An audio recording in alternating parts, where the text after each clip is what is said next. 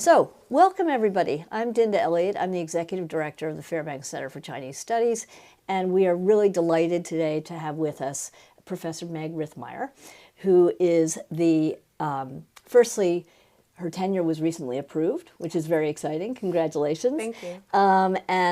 Professor Rithmire is the F. Warren MacFarlan Associate Professor of Business, Government, and International Economy at Harvard Business School, and she has recently published a fascinating book called Precarious Ties, Business and the State in Authoritarian Asia.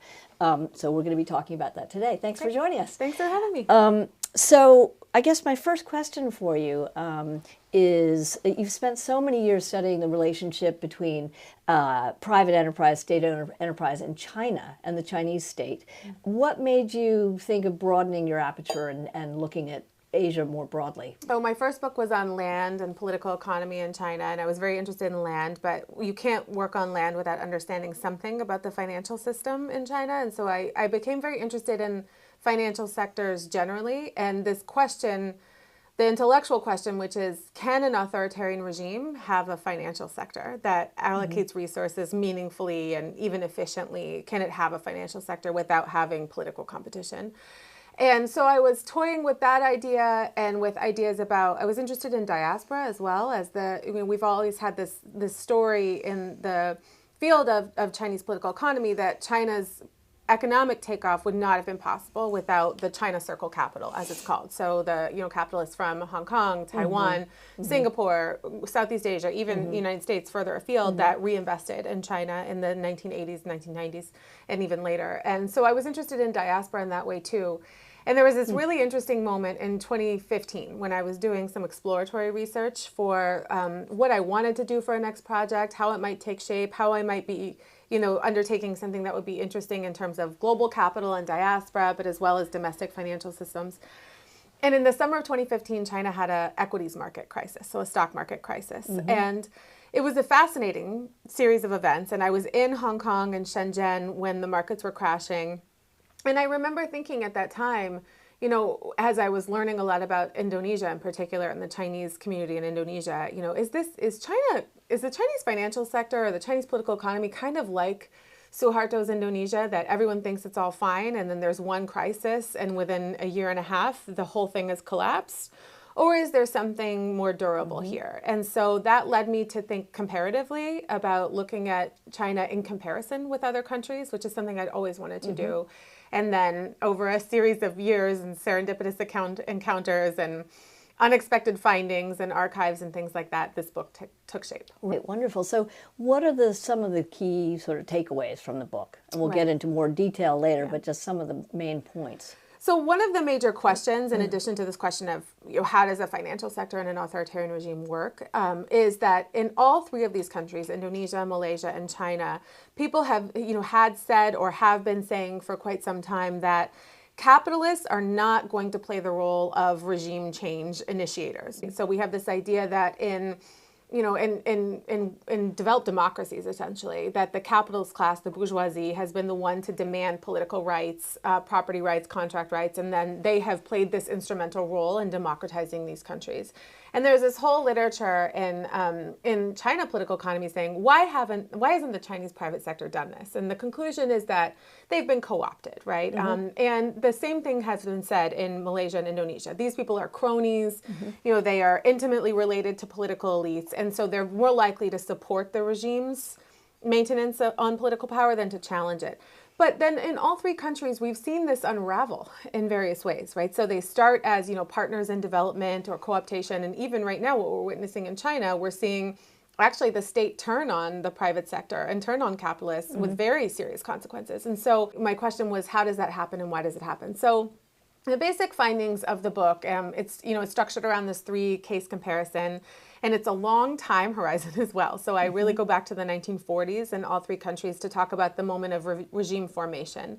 And the conclusion of the book is that the book does a bunch of things. It develops models or ideal types of state-business relations beyond cronyism. So I came to the conclusion that co-optation and cronyism are blunt categories. It doesn't tell us about really what that relationship's based on, how stable it is, why some tycoons seem to turn against regimes and others don't. And so I'm interested primarily in two forms of state-business relations. One I call mutual alignment and one I call mutual endangerment. And for me, mutual endangerment is really the conceptual innovation of the book, because the point, which the title is meant to signal, is that actually these crony, corrupt kind of relationships and informal ties between business and political elites can be dangerous for both sides. And so that's what's meant by precarious ties. But mutual endangerment is this pattern of state-business relations where instead of working together to allocate resources for economic growth, for broad-based social benefits, what we find is that over time, these relationships become much more about entrapping one another in corrupt webs, holding information to hold each other hostage, and that you can see these patterns of empirical phenomena, actual behaviors that give you a hint that something's not quite right in terms of trust between business and the state. And so in the cases of Indonesia and contemporary China, I talk about mutual endangerment manifest in three different ways. So one is asset expatriation, so the movement of capital abroad as a way to secure oneself and secure one's fortune and future. The weaponization of information, or compromat, as people call it, based on the Russian case, which is really, I know bad things about you, you know bad things about me, and for that reason, we're kind of held hostage together. And the last thing is the widespread presence of fraud in the financial sector, which I argue shows short time horizons. And so I call this looting, because we observe this very interesting phenomenon in Indonesia and in China, where founders of firms are looting their own firm's assets rather than building something for the future. Wow. And so those were the things that I thought were not explained, not captured by ideas of cronyism, and actually show a lot of instability and danger to this relationship between capitalists and political elites. But as you describe it, the relationship between the state and business can be very kind of productive for a long time, right? So when you think about, so it's so fascinating. So, when I was a journalist, I covered Malaysia, Indonesia, and China, and everything you're talking about so resonates. But so when I think about Malaysia, for example, the relationship between the Barisan Nasional, party and the state was I think you could argue, and you argue in your book, that it did contribute to economic growth. Yes, for in a all long three time, countries. right? Yes. But then it goes sour. Right. So, I'm curious about that endangerment that you talked about. Like, why and how does that happen? That's the heart of the book. Yeah. So, and the same could be said of China, right? So the first 2 decades of the reform era in China, you have these entrepreneurs who do not have formal protections. They do not have contract enforcement and independent judiciary. They do not have, political rights and safety over their personhood. But nonetheless, they're willing to make these investments. And not only investments, but productive investments that ended up generating widespread economic growth in China. The same was true of Indonesia. The same was true of Malaysia. So, especially with Indonesia, we think of Suharto as this corrupt dictator, but actually the first few decades of Suharto's new order, the Indonesian growth rates were averaging 6 to 7 to 8%. And this is a country that also brought, tens of millions of people out of poverty. Right. So what changed? So the argument that I make is about the financial sector, that actually in all three countries, and I don't argue that, so Malaysia is the case of not mutual endangerment. So the argument there is that actually the Barisan Nasional and most capitalist elites in Malaysia trusted one another, and therefore did not feel compelled to do things like expatriate their assets, like loot their own firms, or hold, mutually incriminating information on political elites, because they felt safer in Malaysia than Chinese capitalists felt in Indonesia or than Chinese capitalists felt in China. Right. Okay. And so that's the kind of negative case in social science research design terms. You have to show this variation, and so that's what Malaysia does. But the relationships deteriorated in all three cases, and the argument that I make is that, ironically, what political elites do in authoritarian regimes when they have financial systems is typically they're very tightly controlled. So there's state control over the banks, state control over allocation of credit, very limited equity markets, very limited debt markets. And in Malaysia and Indonesia and in China, we saw in the first few decades, right, I'm talking about the Chinese reform era at this point, but the first few decades, right, state-controlled banks, state-controlled credit. And so in the China political economy field, there's long been this view that one of the main problems with the Chinese economy is that the private sector does not have access to the financial system, right? They can't raise capital from Chinese banks. They can't borrow from Chinese banks. They cannot, list on equity markets with ease and generate capital for their economic activities. And the argument is that, all the capital goes to state-owned firms and it's used inefficiently. And what I find in the book is a bit counterintuitive in that I say that actually what's really interesting about that in all three countries is that because the cronies didn't have access to the financial sector, it provided a source of discipline for them. So where did they get capital, right? So the Chinese private sector got capital through foreign direct investment, which is notoriously disciplined, right? And they had to integrate themselves into global markets and become competitive in order to get that investment. Or they invested based on retained earnings. And so, there's a lot of work in the book that shows basically these early surveys of capitalists in China in the 1980s up until the 1990s. And all of their capital investment, their cash flow was coming from retained earnings or from market-based financial system, so some of it, very informal, but all very disciplined. So then actually in Indonesia and in Malaysia, it happens in the 80s and the 90s. And in China, it's more in the 2000s that the financial sector opens. But it's still an authoritarian regime. So it opens partially. So it's partially liberalized is what I call it, which means that people who have connections have access to bank capital, have access to equity markets. And there's not this kind of extreme market discipline that we have in other countries with financial sectors that are fully open, subject to transparency requirements, et cetera. And so this marriage in Indonesia and in China between vulnerable capitalists and temporarily, partially liberalized financial sectors allows all of this activity that's very short term and very abusive of the financial sector. So the massive growth in corporate debt in China over the last 15 years, the massive expatriation of assets, yes, the remarkable corporate structures that you see in Indonesia and in China where people, these companies have thousands of subsidiaries where they're, they're listed in a number of vehicles and they're transferring their assets here and there to borrow. And all the while, the authoritarian regimes do not like bankruptcy. They don't want companies to go bankrupt. And so it's this perpetual cycle of bailout and malfeasance.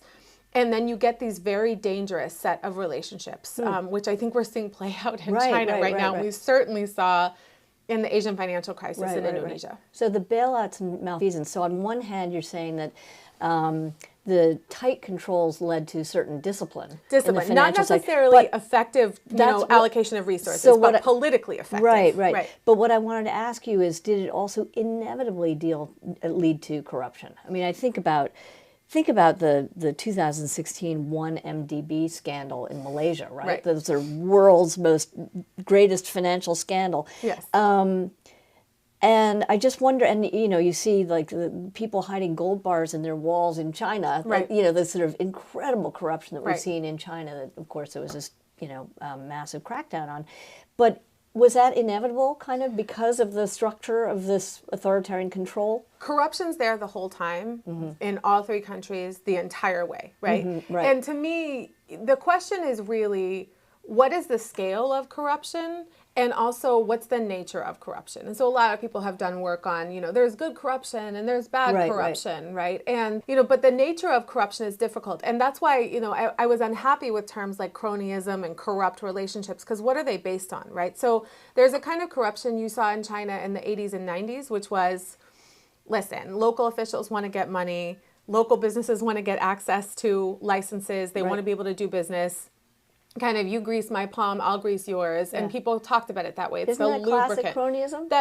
It's a kind of getting things done in an inhospitable, formal environment. Right. Yeah. But then the kind of corruption that I think characterizes mutual endangerment is of an entirely different type and scale. So when you're seeing, for example, corporate debt of a scale that is, what we see in China right now with the expectation of bailout. So I tell the story of this one company, China Minsheng Investment Group, Zhongmintou, that was established by actually the Xi Jinping administration and it's private capitalists, and it was meant to be China's JP Morgan. So we need, good capitalists to allocate resources efficiently with discipline.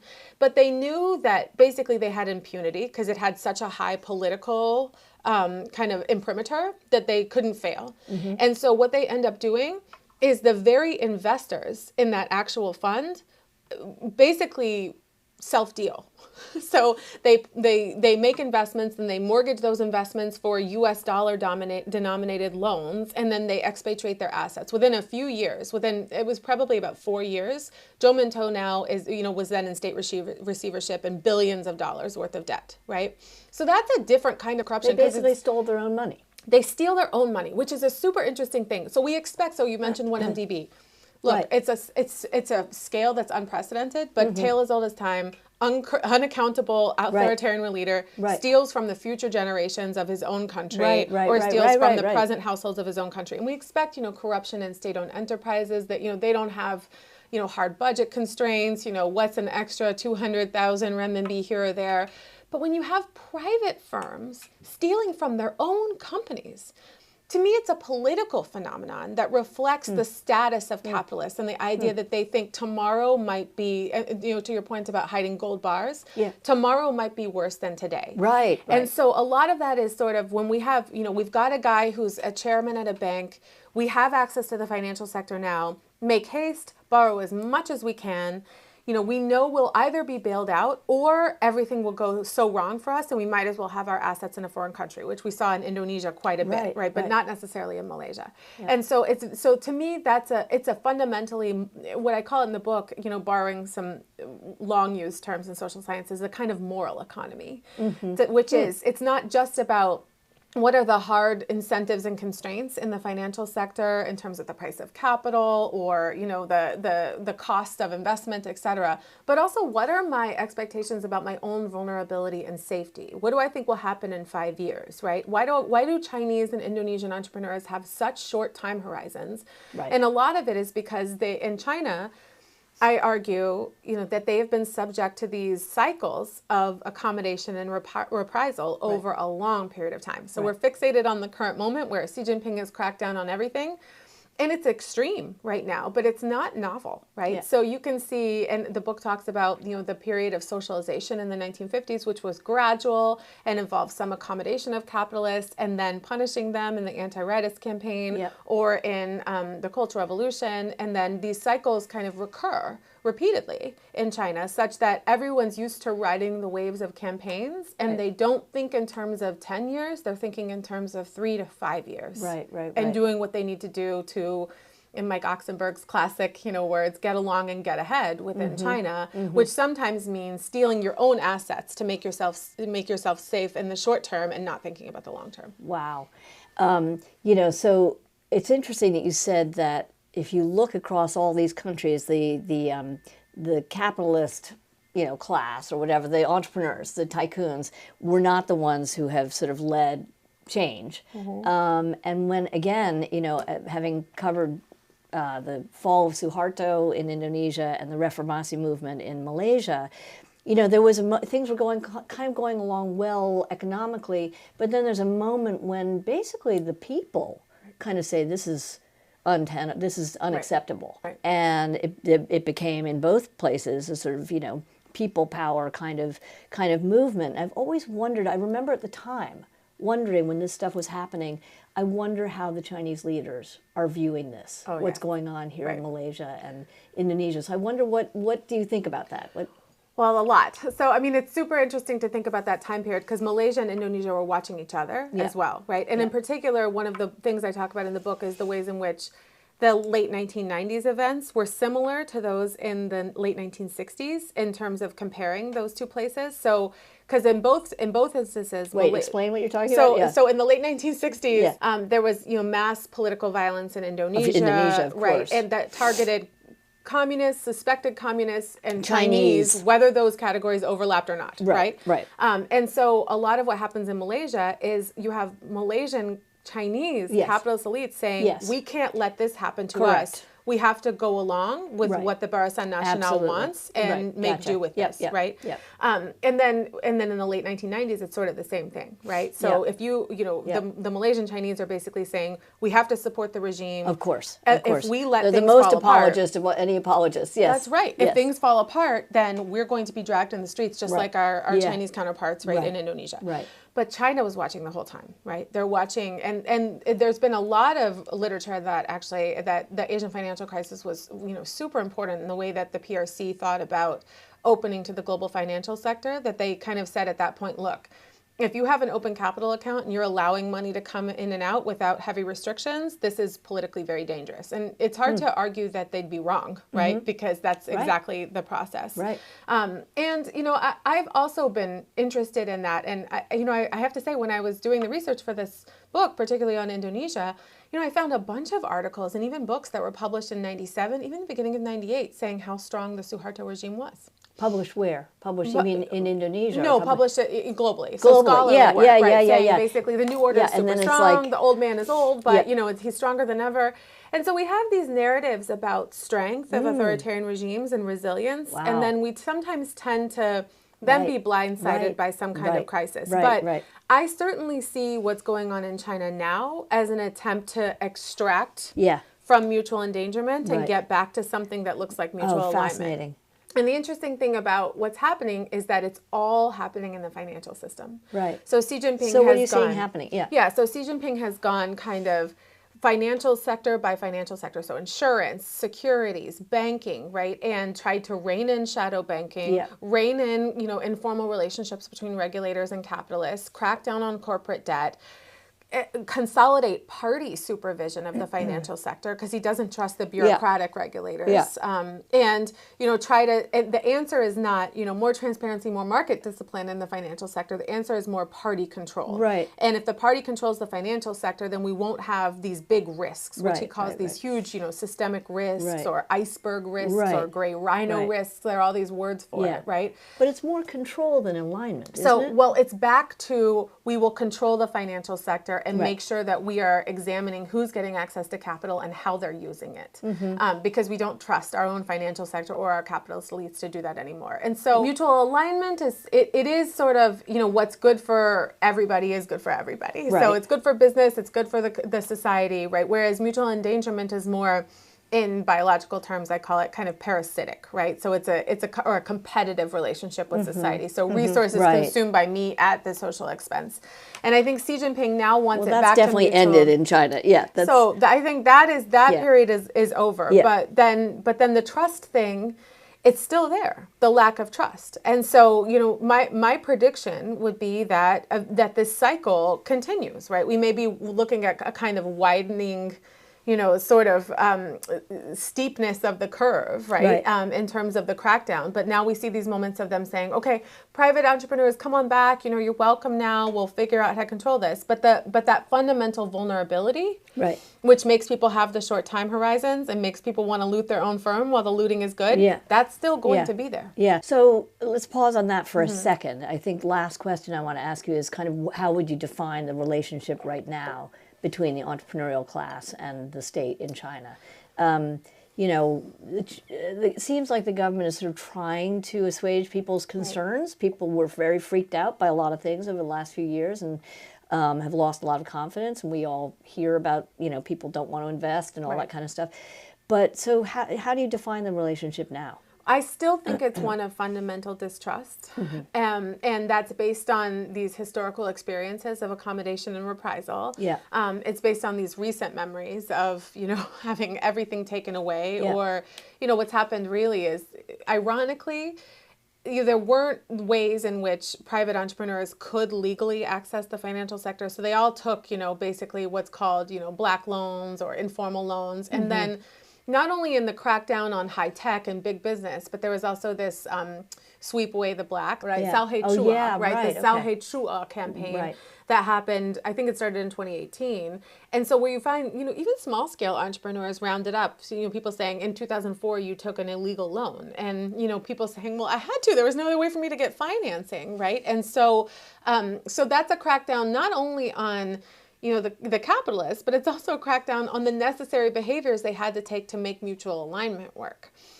So what I see right now is really a lot of instability, and you're seeing it reflected in what's happening with the economy in China. It's not all bad. There are lots of bright spots, in particular where capital has been allocated and there's a lot of competition and a lot of discipline, like sectors like EVs, right, Yeah. Electric vehicles, other Right. things. But there is this kind of sense in which no one feels like their investments will be rewarded or even protected, even their physical safety protected. And so the willingness to take risks, I think, is narrowing over time. Fascinating. Thank you so much for sharing these insights. I mean, we all think, I guess everybody talks a lot about the fact that Xi Jinping in China is sort of obsessed with avoiding the Soviet Union collapse. But it's so fascinating to remember that what was happening in Southeast Asia has also had impact on China, and also to sort of get outside of the exceptionalism argument. You're looking to other countries and saying, actually, there are parallels between these authoritarian countries. There really are. Yeah, and I mean, I think a big part of that is also comparing China to countries that are not necessarily communist. My view is that we're very focused on ideology. Well, what's communist about China these days? Well, that's the question. And it's authoritarian capitalism. It's an authoritarian capitalist regime, and it's really about discipline rather than ideology, is how I see what's happened under Xi Jinping. Fascinating. But thank you for Thank having you so me. much. So you have to tell us, are you working on a next project? I continue to be interested in the Chinese financial system. And so now in particular, indeed, this consolidation of party control, which I mentioned, but also the introduction of kind of state capital into China's new industrial policy and science and technology policies. And so I have a number of projects related to how that works and whether the discipline will be there for that, which I find very interesting. And then, the work that this book took me to in the 40s. Oh, by the way, this is the book. It's I'm very proud of the cover, I if love I can the just cover. say, because this is a financial tower built actually on land that's owned by an Indonesian Chinese family that expatriated their assets to buy this land in Shanghai in the 90s. Wow. So it's a bit poetic Perfect. to me. That's fantastic. But yeah, so I continue to be interested in the financial sector, and then the work that's more historical took me to looking at confessions. So I'm very interested also in confessions. So the confessions of people who've been victims of campaigns, or sometimes also perpetrators and victims of campaigns, and how they use the language of the campaign and strategically confess to certain things. And so that's a longer term project, but now that I'll be at Harvard for a number of years. We are definitely getting you back to talk about your next project. So thank you so much for joining us, Thank Professor you, Dinda, Rithmire. for having me.